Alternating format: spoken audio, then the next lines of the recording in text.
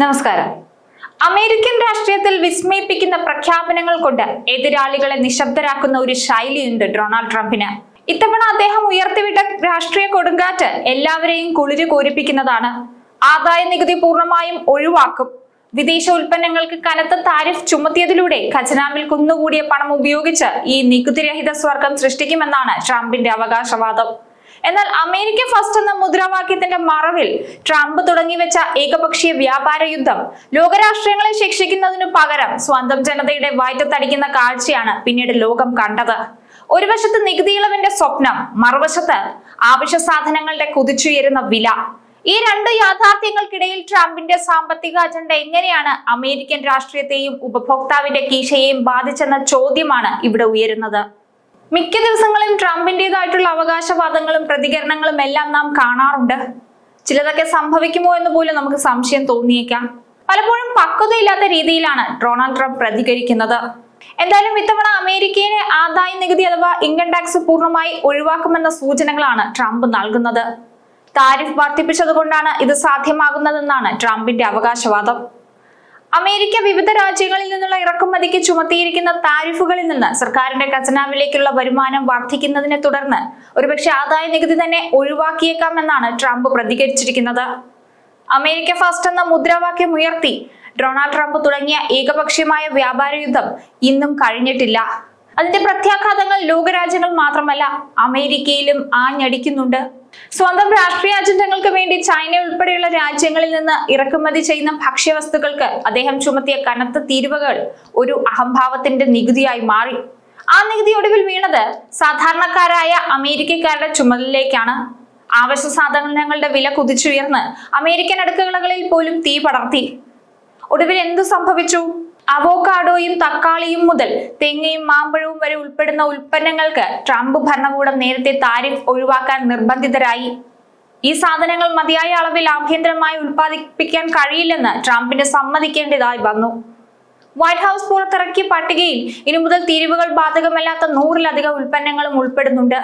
എല്ലാ രാജ്യങ്ങളിൽ നിന്നുള്ള ഇറക്കുമതിക്ക് 10% അടിസ്ഥാന തീരുവയും ഇന്ത്യ അടക്കമുള്ള പല രാജ്യങ്ങൾക്കും അധിക തീരുവകളും ട്രംപ് ഭരണകൂടം ഏർപ്പെടുത്തിയിരുന്നു. ഇത് US ഉപഭോക്താക്കൾക്ക് വില വർധനവിന് കാരണമാകില്ലെന്നായിരുന്നു ട്രംപിന്റെ അവകാശവാദം.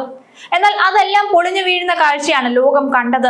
ന്യൂയോർക്കിലെ തെരഞ്ഞെടുപ്പിൽ സ്വന്തം പാർട്ടിക്ക് സംഭവിച്ച തിരിച്ചടി അദ്ദേഹത്തിന്റെ പിടിവാശികളെയും അഹംഭാവത്തിന്റെ നയങ്ങളെയും തൽക്കാലത്തേക്കൊന്ന് തണുപ്പിച്ചിരുന്നു. അതിനുശേഷമാണ് ട്രംപ് ഒന്ന് മയപ്പെട്ടതെന്ന് പറയണം. അമേരിക്കയിൽ ഉയർന്ന വരുമാനമുള്ളവർ ഒഴികെയുള്ള എല്ലാവർക്കും കുറഞ്ഞത് $2000 താരിഫ് ഡിവിഡന്റ് നൽകുമെന്ന പ്രഖ്യാപനം ട്രംപ് നേരത്തെ നടത്തിയിരുന്നു. അതേറെ ശ്രദ്ധേയവുമായിരുന്നു. ഈ തെരഞ്ഞെടുപ്പിലെ തിരിച്ചടിക്ക് ശേഷമായിരുന്നു അത്തരമൊരു പ്രഖ്യാപനത്തിലേക്ക് ഡൊണാൾഡ് ട്രംപ് എത്തിയത്. താരിഫ് വരുമാനത്തിൽ നിന്ന് അമേരിക്ക അടച്ചു തീർക്കാനുള്ള $37 ട്രില്യൺ അവസാനിപ്പിക്കുമെന്നും ഉയർന്ന വരുമാനക്കാരെ ഒഴിവാക്കി ഒരാൾക്ക് കുറഞ്ഞത് $2000 ഡിവിഡന്റ് നൽകുമെന്നുമായിരുന്നു ട്രംപിന്റെ പ്രഖ്യാപനം. എന്നാൽ താരിഫ് ഡിവിഡന്റ് എങ്ങനെ നടപ്പാക്കുമെന്ന ചോദ്യവുമായി സാമ്പത്തിക വിദഗ്ധരടക്കം രംഗത്തെത്തിയിരുന്നു. ട്രംപ് ഭരണകൂടത്തിന്റെ താരിഫ് ചുമത്തൽ നടപടി നിയമപരമായ വെല്ലുവിളികളും നേരിടുന്നുണ്ട്. താരിഫ് നിയമവിരുദ്ധമാണെന്ന കീഴ്ക്കോടതി വിധിക്കെതിരെ ഭരണകൂടം സുപ്രീം കോടതിയെ സമീപിച്ചതിന്റെ വാദം പൂർത്തിയായിട്ടുണ്ട്. ഇതിനിടെ താരിഫുകൾ നിയമാനുസൃതമാണോ എന്ന് ജഡ്ജിമാർ സംശയവും പ്രകടിപ്പിച്ചിരുന്നു. ഇത് സംബന്ധിച്ച അന്തിമ വിധി സുപ്രീം കോടതി പ്രഖ്യാപിച്ചിട്ടില്ല. പക്ഷെ വൈകാതെ വിധിയെത്തും. വിധി ട്രംപ് ഭരണകൂടത്തിന് വളരെ നിർണായകമാണ്. ഈ വിധി എങ്ങാനും പ്രതികൂലമായാൽ താരിഫുകളിലൂടെ ലഭിച്ച പണം തിരികെ നൽകേണ്ട സാഹചര്യം വരെ ഉടലെടുത്തേക്കാം. അങ്ങനെ ആദായ നികുതി ഒഴിവാക്കുമെന്ന വാഗ്ദാനത്തിന്റെ തിളക്കത്തിൽ തുടങ്ങി തക്കാളിയുടെയും മാമ്പഴത്തിന്റെയും പോലും തീരുവ ഒഴിവാക്കേണ്ടി വന്ന രാഷ്ട്രീയ തിരിച്ചടിയിൽ താരിഫ് നയം ഒന്ന് തണുത്തിട്ടുണ്ട്. സ്വന്തം പാർട്ടിക്ക് തിരഞ്ഞെടുപ്പിലേറ്റ തിരിച്ചടി ട്രംപിന്റെ പിടിവാശികളെ തൽക്കാലത്തേക്കെങ്കിലും ഒന്ന് മയപ്പെടുത്തി. ഇപ്പോൾ $2000 താരിഫ് ഡിവിഡന്റ് നൽകുമെന്ന പുതിയ പ്രഖ്യാപനത്തിൽ പ്രതീക്ഷ അർപ്പിക്കുമ്പോൾ ഈ നീക്കങ്ങളെല്ലാം നിയമപരമായ വലിയൊരു വെല്ലുവിളിയുടെ നിഴലിലാണ് നിൽക്കുന്നതെന്ന് നാം മറക്കരുത്. താരിഫുകൾ നിയമവിരുദ്ധമാണോ എന്ന സുപ്രധാന കേസിൽ സുപ്രീം കോടതിയുടെ അന്തിമ വിധി വരാനിരിക്കുന്നതേയുള്ളൂ. ആ വിധി ട്രംപിന്റെ താരിഫ് വരുമാനത്തെയും അതുപയോഗിച്ചുള്ള നികുതി ഇളവ് സ്വപ്നങ്ങളെയും ഒന്നാകെ തകർത്തെറിയാനുള്ള സാധ്യതയും ഏറെയാണ്.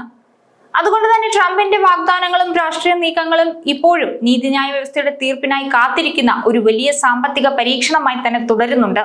എന്തായാലും നമുക്ക് കാത്തിരിക്കാം. വിധി ട്രംപിന് അനുകൂലമാകുമോ പ്രതികൂലമാകുമോ എന്ന് അറിയേണ്ടതുണ്ട്. ഏറെ നിർണായകമാണ് അമേരിക്കൻ ഭരണകൂടത്തിന് ആ വിധി.